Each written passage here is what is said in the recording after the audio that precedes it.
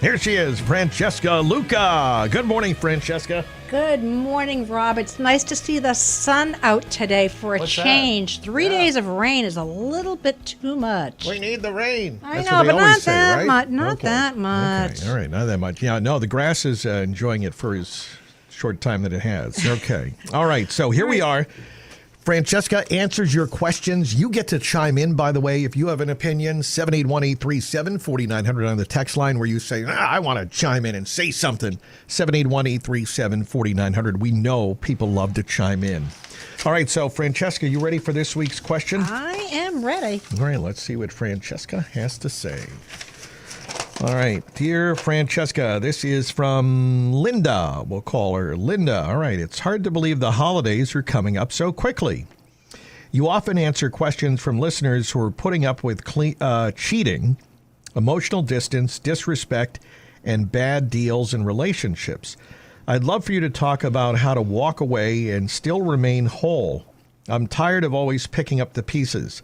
Last Thanksgiving, there was an empty chair at my dinner table. My boyfriend of 9 years was no longer part of my life. Although it's been hard, I knew I had to leave.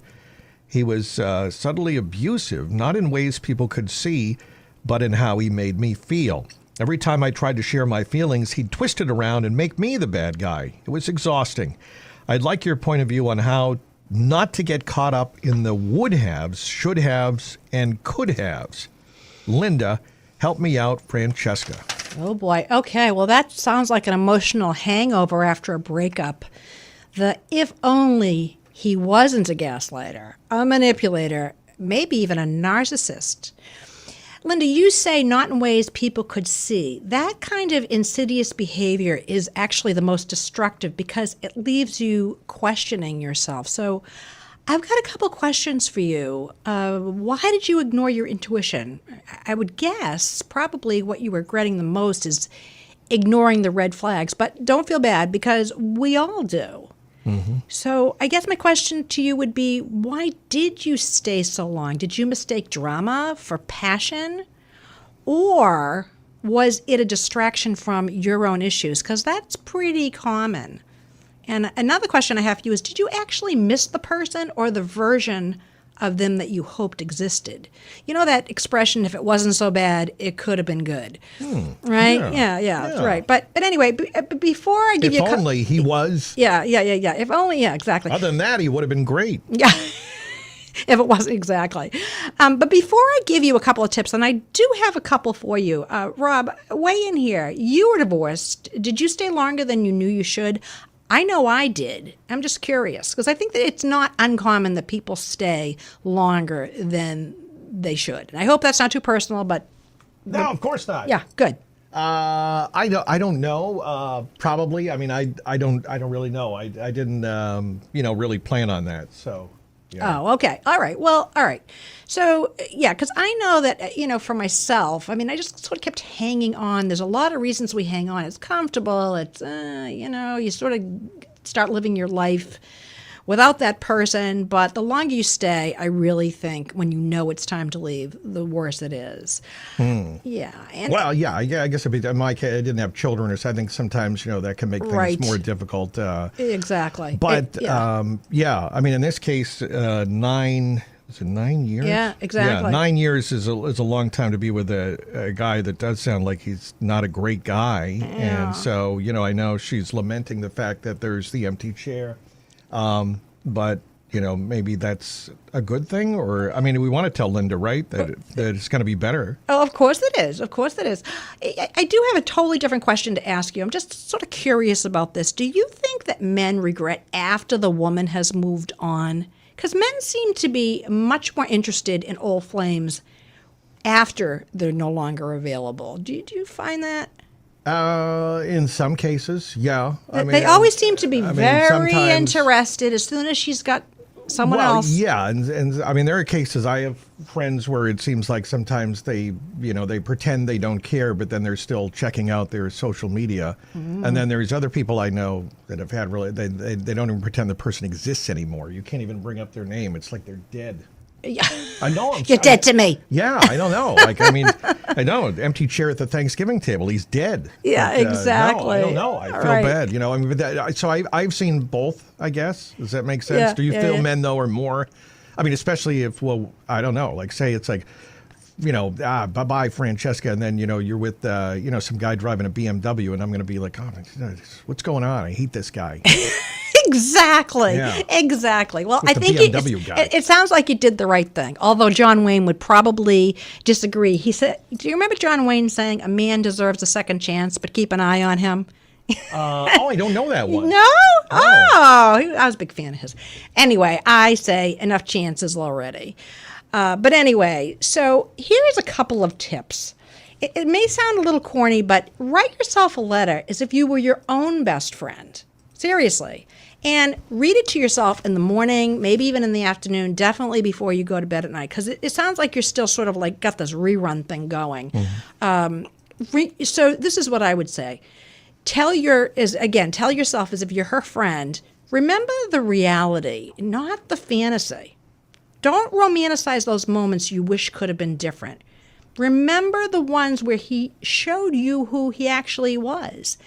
And also, you do need to acknowledge your own part, but then move on. It's fine to reflect, but don't make the lesson into a life sentence. Right? You know, you did the best you could at the time. You got to stop the reruns. Christine, what do you have to say Let's about bring this? in I know you're Christine. chomping at the bit. No, over she's there. been I'm chomping just- at the bit. I'm just listening. Christine, come on in. Come on in, Christine. Okay, you had what, 2 questions there about men being interested when they can't have somebody? Yeah. I Okay. knew you were going to jump all over Well, that. well, I was just thinking what happened when I got engaged many decades ago. A lot of old boyfriends came out of the woodwork. Don't they It's like, always? I haven't seen you since 8th grade. I know. So I know. I think it's that. I think it's primal. They want what they can't I have. do too. I had to just ask. Hey, for- Christine, I was thinking about you the other day. Oh, you were? Wow, it's very convenient. you're not wearing knee socks anymore. So, it's interesting, and I think this was a very, very sensitive and very emotional question she asked you. Yeah. And I know Absolutely. people have been in similar situations, and I guess my take is a little bit different. She seems like she's thinking a lot about what happened. My feeling is learn to distance yourself. Absolutely. Sort of like you do in the newsroom. You can't take some of the tough stories we do so personally, and you have to compartmentalize it. I don't think she should be second guessing herself or worrying about it's over, move on. And I know that's tough, but Exactly. I think she's thinking about it. It's a big part of her emotional history, and that she should acknowledge. But this person doesn't sound like they're worth spending that much time on. And it's just like your parents would say, fill that space with something else. See your friends, get involved in a new hobby. Yep. Don't sit home and watch romantic movies. And gradually, I think that space, that sadness will start to fade away because you're going to fill it with something else. And don't second guess yourself. Say, I did this. It was great. It's time for something else. Look at it as a new opportunity. Wasn't it one of the Chinese philosophers that said, in times of great uncertainty, there's great opportunity? So she Exactly. should think positively and move forward. I can tell she's sensitive because she's worried about, how other people feel, how she feels. But she sounds like she has a lot to offer and shouldn't be second guessing any of it. She made the decision it was time to move on. Move on. Yeah, it sounds like you're telling her that, if you've decided to retire from the relationship, stop entertaining the reservations, right? Absolutely. So, and the other thing is too, whatever was that last straw, that's a good thing. It really is. He did you a favor. The door had to close because you would have settled there, right? So it's a good thing. So I've got a little bit of practical advice here. Sometimes we over-explain our exit, worrying about what everyone will think and say. And I'm not saying that that's you, but, we do tend to wonder what other people are thinking. And look at it this way. You got yourself a fan club, girl, if that's the case, right? And stop checking their phone, or not their phone, their social media. Just don't do that, right? And never apologize for loving yourself fiercely. And I mean that. So to Linda and anyone staring at the empty chair this holiday, claim it, right? Sit in it and sip something strong and smile. And Love Bites gang, remember, you need someone who goes out of your way to make it obvious they want you in their life. So cheers to you, fierce, unapologetic, and unstoppable. You go, Linda. Wow, there you go. Good advice as always from Francesca Luca. Hey, after all, she is our lifestyle coach, taking a bite out of love one question at a time, Love Bites. And if anybody wants to reach out, remember we try to get to as many questions as soon as we can.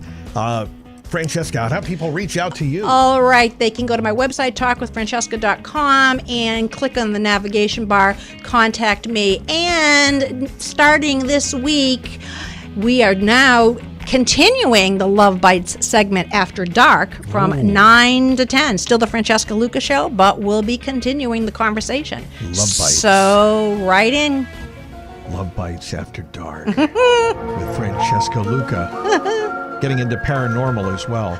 Oh, okay, maybe not. All right, so that'll be tonight. That'll be 9 o'clock. 9 o'clock. 9 o'clock, 9 to 10. And don't forget, she's here at 9:10 every Wednesday. And, of course, a little kiss from Love Bites. If you even wanted more, we have that on Tuesdays at 8:26. Let's see. One text from Ed from Marshfield. Christine, this is for you. Ed from Marshfield says, Christine, heard you talking about those guys.